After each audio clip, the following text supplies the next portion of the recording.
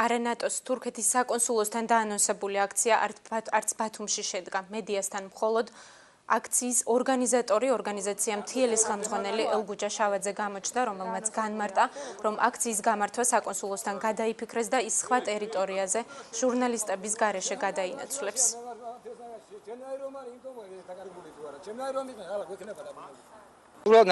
ნატოს წევრი ქვეყანა იყო და ჩვენ ასე ვფიქრობდით, მაგრამ ბოლო მომენტში მაინც ჩვენ ანგარიში გავუწიეთ ამ ყველაფერს, რასაც თურქეთი აკეთებს დღეს. სად ჩატარდება აქცია? აქცია ჩატარდება სხვა ადგილას, უკვე დაგეგმილი 9 საათში იქნება აქცია.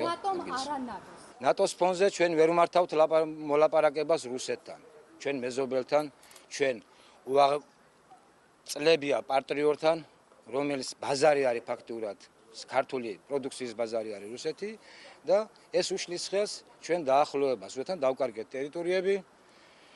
ფაქტურად გვეკარგება ქვეყანაც, გაღარიბდა მოსახლეობა და არაფერი სიკეთე არ მოუტანია ჩვენი ქვეყნისათვის ამ ნატოსთან ურთიერთობის ძახილმა.